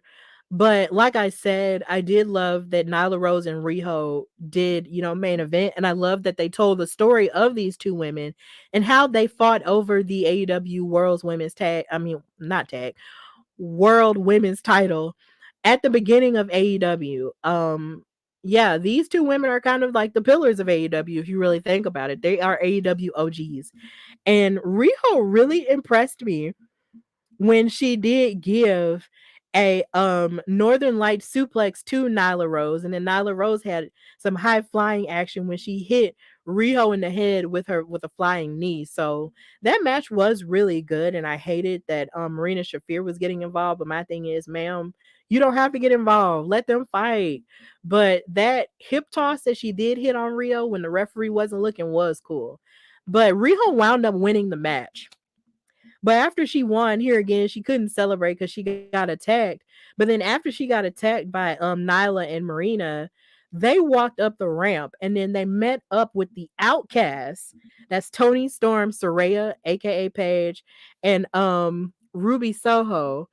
And they didn't even attack Nyla, who is an AEW OG, but then they decided to go after Rio, who had already been beat up. And that irritated me because I'm just like, it's three of y'all and two of Nyla and Marina. Why didn't you go ahead and attack them since y'all got such beef with AEW OGs? Like, that was really weird. It's like y'all beat up on the week of one, and that made me mad because I'm just like, y'all call yourselves big and bad, but couldn't attack Nyla Rose. I didn't like that at all. But basically, after that had happened, they attacked Riho, beat up on her, and then spray painted her back. And I was just like, okay, y'all. And it's clear that with the Outcast name and with the matching colors, they're paying tribute to NWO and basically making it seem like these women are the new NWO. Um, or maybe there'll be more women added to it, but who knows? But either way, the Outcasts do have something to say next week on Dynamite, and I can't wait to see what exactly they'll have to say because I'm really interested in that. But them attacking Rio and not attacking Nyla Rose really did irritate me, so we're just gonna move forward. And another part of Rampage I really liked was Action Andretti in his match versus Sammy Guevara. Action Andretti is a man who's only been wrestling for 3 years. And when they said that on commentary, I wanted to die. I was like, "Excuse me? 3 years? Excuse me? 3 years you have only been wrestling." The way this man wrestles, he wrestles like he's been wrestling for like maybe 7, not even 3. Um Even though he lost the match due to some shenanigans, I just can't wait to see more of what Action Andretti has to offer because his high flying stuff and the stuff that he does off the top ropes and everything is really cool. I'm becoming a fan of Action Andretti, and I can't wait to see more of what he has to offer. He's already upset Chris Jericho. So now that has happened, I feel like it's only up from here. So Action Andretti did a phenomenal job in his match, even though he didn't win. And I can't wait to see more of what he has to offer. 3 years? That's insane to me. And I also want to send love and positive energy to Powerhouse Hobbs, who won the TNT Championship. This is his first singles title officially. So I'm so happy that he won that on an episode of the Dynamite after Revolution. He won that title after winning the Golden Ring. I'm pumped about that. So um it's really cool. I'm really happy about that because I just love black champions. And honestly, I feel like he should be in contention at some point for the world title because I feel like AEW is having a little bit of a problem with booking black men to go for the top title. It just seems to be the same people all the time. And it's just like, okay, we're 3 years in now. You have black male talent. Let them qualify for the big titles now. And MJF needs some new opponents. So let these black men fight for these main title. But as it stands, Powerhouse Hobbs is the TNT champion, and I hope he holds it for a longer period of time. So yeah, that's pretty much. Well, no, that's not all. Another thing I liked about Rampage was this heartfelt announcement from Mark Briscoe about the direction of the Ring of Honor tag team titles, which were of course held by him and his brother, the late Jay Briscoe, who sadly passed away in a car accident. So him and Tony Khan, discussed it, and he said that the one way that we can honor his brother while also, moving the tag titles forward is by doing a Reach for the Sky ladder match at Supercard of Honor the weekend of WrestleMania for the tag titles. And the first people who are set to participate in it are the Lucha Bros.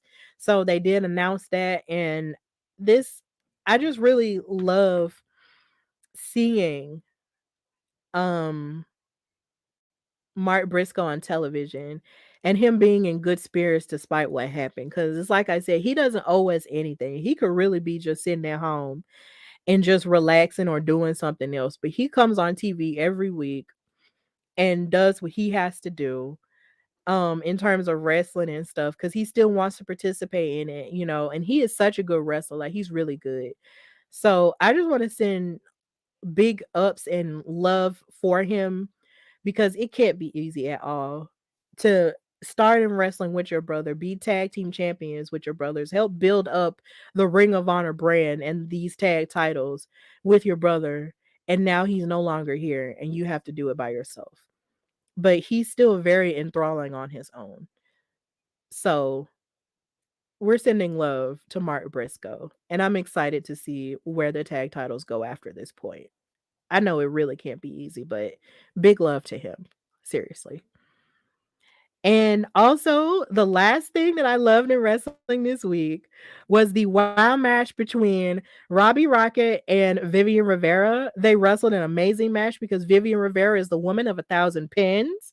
And Robbie Rocket did a phenomenal job by beating Vivian Rivera by hitting her with some type of well, she hit her with a code breaker off of the second and the top rope. She hopped up on the other rope and hit a code breaker onto Vivian Rivera in order to win. And I thought that was really impressive, and I wanted to talk about that here. But if you want to hear more of me talking about WoW, you can check me out on the WoW after show every Monday. On Monday, this tomorrow at 6 p.m. So that's really all that I liked in wrestling this week, and I hope you enjoyed that whole segment. So now we're gonna go into the call to action because there's a lot of stuff I do have to announce and talk about a little bit more. Um, so if you haven't already, go on foryourwear.com/Hardy Wrestling Podcast and buy the Select Your Alabama Wrestling Fighter t-shirts in the shape of the state of Alabama. Please go on there and then on the back of the t-shirts, you have the podcast logo too. So not only are you representing Alabama wrestling, you're representing the Hardy Wrestling Podcast full on when you turn around and you see the logo on the back. So please check out this t-shirt and the hoodies as well. I know hoodie season is getting ready to wrap up because it is spring, but if you want a t-shirt, they're available in red and black and in all sizes. And on the t-shirts, of course, you see Sensational Sherry, Teddy Long, Kayla Braxton, Paul Bearer, Deborah, Fuego del Sol, and AQA. So if you want to wear an interesting wrestling t-shirt that lets you know about the history of Alabama wrestling as a whole, of people that you've seen on television, please buy the t-shirt and support the brand. The people who have bought it have enjoyed it. They'd say it's really comfortable and, it really does cause conversation. So I'm really glad. Thank you to those who have purchased the t-shirt. And I hope that it continues to grow and get bigger, as we continue to go. So please go on foryourwear.com/Hardy Wrestling Podcast and buy the shirt. And more merchandise is on the way. Also, If you want to check me out on more content, you can check me out on Women's Wrestling Talk, the number one women's wrestling show on the planet, on the Wow Women of Wrestling After Show with In Cat We Trust Katrina and Emily May Heller every Monday at 6 p.m. Central Standard Time. And you can check me out on the SmackDown and Rampage After Show with our editor in chief, Drian Santana, every Friday at 10:30 p.m. after both shows go off the air. Or of course, if they switch stuff around, we'll be on at a different time. But most of the time it's at 10:30 Central. But this week I will be on more after shows with Women's Wrestling Talk. You can catch me on the Women's Wrestling Army after show with Aisha and the NXT after show, which normally has Shay and Katrina on there, but Shay is taking a little bit of a break for herself. So I will be filling in for her on both shows. So if you want to catch me on multiple things this week, you can catch me there. And also just continue to support the Hardy Wrestling Podcast. Continue to support the brand. Listen to me and the show everywhere you get your podcasts. That's Apple Podcasts, Google Podcasts, Spotify, Anchor, which is now Spotify for podcasters for whatever reason, but listen to me there, on iHeartRadio and everywhere else. And also subscribe to the YouTube channel. We got up to over 160 subscribers this past week. So thank you guys for that. Continue to keep that momentum going and raise the subscribership and watch all of my content on there. You can watch every episode on video and also listen to it on audio as well. So please continue to support the brand and follow me, your girl Stephanie Hardy, on Instagram and Twitter at Queen Steph Hardy. And also just follow Women's Wrestling Talk at WW Talk Pod. And also, if you are in need content, also a for and I've been featured in multiple places, guys. I'm sorry, the Wi-Fi is being weird. So if you want to feature, if you want or need somebody to be a host or a writer or a color commentator or a panelist for anything involving women in wrestling, you have my contact information right here. This entire graphic was made by Katrina of In Cat We Trust, and I thank her for that. And she's also responsible for all of the graphics for the show. So if you want to book me for your wrestling events, book me at hardywrestlingpodcast@gmail.com or DM me at Queen Steph Hardy on Instagram and Twitter, and we'll work something out. And I'll let you know what my rate is and all of the above. So book your girl, because I am waiting to be the next voice in wrestling. So book me for color commentary or anything else that you have going on. So in the meantime, in between time, this has been your girl Stephanie Hardy of the Hardy Wrestling Podcast. Thank you for so much for joining me on this episode. And until next time, bye y'all.